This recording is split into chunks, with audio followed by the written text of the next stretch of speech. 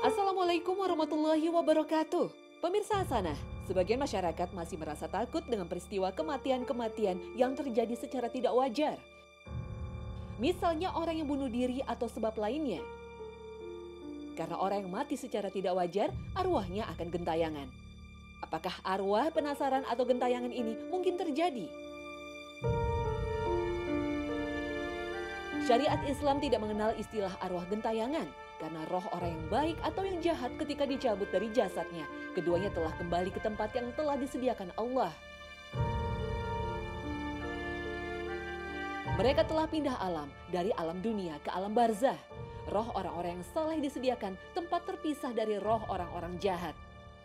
Sebagaimana yang termaktub dalam Sahih Muslim tentang tempat kembalinya roh mukmin dan kafir.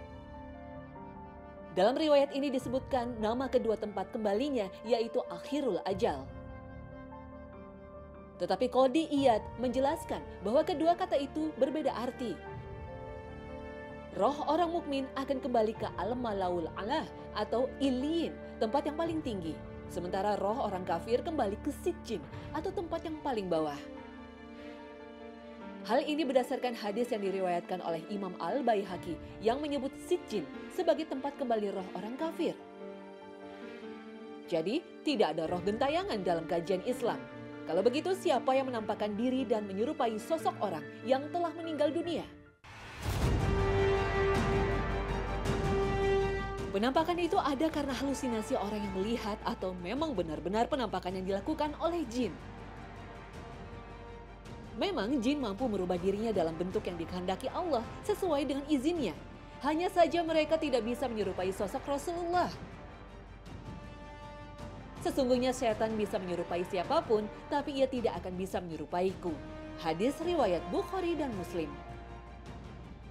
Jadi kalau ada penampakan seperti sosok orang yang telah meninggal, itu bukan roh orang tersebut yang penasaran lalu gentayangan. Tapi itu ulah setan untuk menyesatkan manusia. Tampaknya misi setan dan berhasil, karena kenyataannya banyak masyarakat yang termakan oleh persepsi yang salah ini. Artinya tayangan tentang arwah penasaran dan gentayangan yang diyakini sebagai roh manusia masih gentayangan digemari banyak penonton. Kalau penampakan yang ada itu persis dengan orang yang telah meninggal, tindakan dan tutur katanya sama. Biasanya pelakunya adalah jin korin. Jin korin itulah pendamping yang mendampingi setiap orang semenjak dilahirkan. Sehingga ia tahu betul akan kebiasaan dan kekhasan dari manusia yang didampinginya. Rasulullah SAW bersabda, "Tidaklah seorang pun di antara kalian kecuali disertakan untuknya korin dari jin dan korin dari malaikat." Hadis riwayat Muslim dan Ahmad. Perlu dipahami, roh adalah suatu yang ringan dan lembut yang bergerak dan mengalir dalam tubuh sebagaimana air mengalir dalam tumbuhan atau api dalam sekam. Islam tidak mengenal reinkarnasi. Setiap jasad ada rohnya masing-masing yang akan bertanggung jawab atas perbuatannya selama di dunia. Rasulullah SAW bersabda, "Sesungguhnya tiap-tiap kalian dikumpulkan penciptaannya di dalam rahim ibunya selama 40 hari berupa nutfah, kemudian menjadi alaqah selama itu juga, kemudian menjadi mudghah selama itu juga, kemudian diutuslah malaikat untuk meniupkan ruh padanya." Hadis riwayat Bukhari dan Muslim. Roh yang ditiupkan oleh malaikat ke dalam jasad adalah salah satu dari permasalahan gaib yang hakikatnya hanya diketahui oleh Allah Subhanahu wa taala. Maka dari itu ketika Rasulullah SAW ditanya tentang roh, Allah memberinya jawaban. "Dan mereka bertanya kepadamu Muhammad tentang roh. Katakanlah, roh itu termasuk urusan Tuhanku dan tidaklah kalian diberi pengetahuan melainkan sedikit."